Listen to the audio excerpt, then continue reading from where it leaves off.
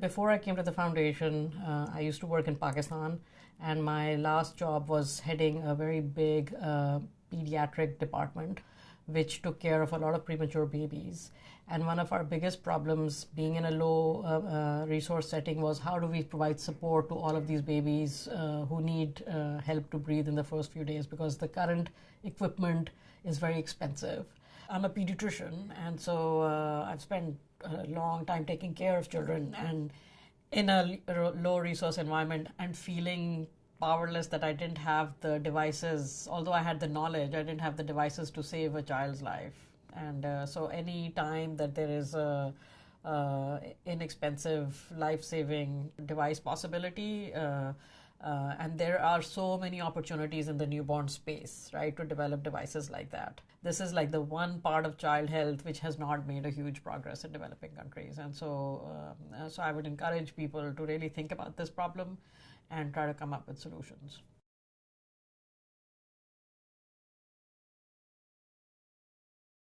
In lower middle income countries and low income countries right now, a very big cause of death is premature births that don't have the support that they need, that you would find in a high resource setting to support those newborns to survive their first few critical days of life, because their lungs are too weak and their bodies are too weak to support them to breathe.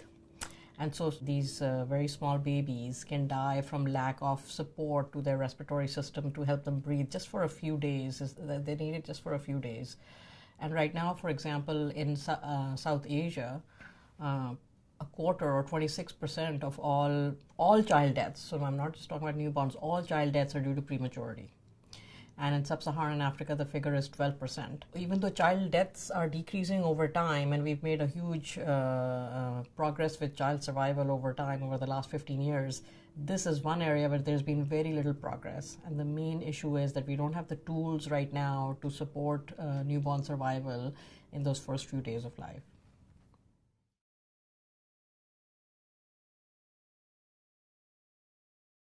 The Bill and Melinda Gates Foundation is committed to the mission of every life having equal value in the world, and that everybody should have a chance for a healthy and productive life. And related to that then is the access to affordable health care. And it's deeply felt at the foundation and among all of us folks who work at the foundation, is how do you improve health and life around the world. Getting these deaths down is a very big priority for the foundation. So we've been looking for ways and tools that can help in this, in the child survival agenda that the foundation has. At the foundation, we also believe that we can have interests that strategically align with industry partners, because they are the ones who are going to develop the products that we need. So vaccines, drugs, devices, other types of products that are necessary to improve lives in developing countries. And so we do not shy away from making grants to industries as long as there is a charitable purpose. The goal is always, is this product going to help children or people in developing countries?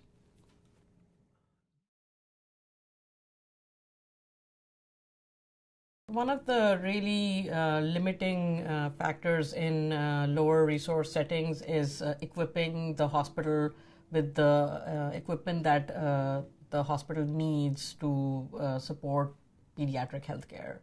So NICUs, or neonatal intensive care units, are concepts that were developed in the West to support newborns who need critical help, right? And so these NICUs have been built since the 1960s and 70s, and they've been built in an environment where it's been assumed that there's a lot of money, right?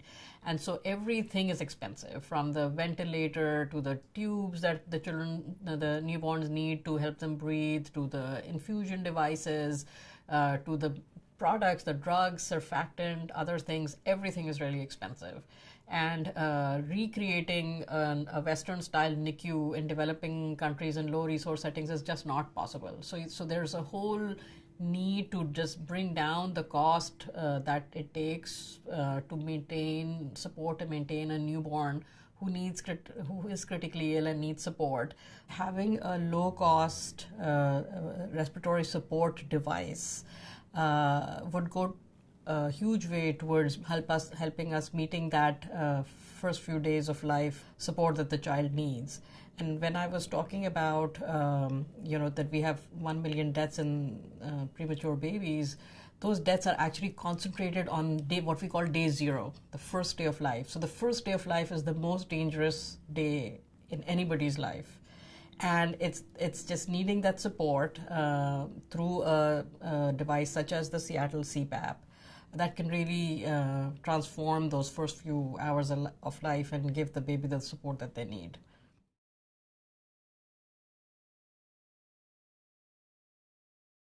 The Seattle PAP provides continuous positive airway pressure to a preterm or premature baby so that they can breathe in those first few days of life when their respiratory system is weak. Something like the Seattle PAP could really be a game changer in these situations. The great thing about Seattle PAP is that it's a low-cost, inexpensive, life-saving tool that we can use in low middle income countries where these devices don't exist. And the simplicity of use, because one of the issues in low middle income countries is they also don't have people, engineers who can maintain technically very complex devices. And so when I first saw the Seattle PAP, I was amazed at how simple it was to use. I mean, you don't really even need to have a physician. I mean, you could do some task shifting where technicians and nurses could actually put babies on Seattle PAP. Any way that we can find to help the newborn survival agenda, including technical expertise, philanthropic dollars, corporate social responsibility, all of those are much needed. I mean, so if anybody's looking for an area to invest to save lives, it's newborn health, right? It's newborn health in developing countries. And if corporations who make equipment, medical equipment, get interested in this field and put their corporate social responsibility dollars in this field, they would be saving so many lives. They would be just amazed.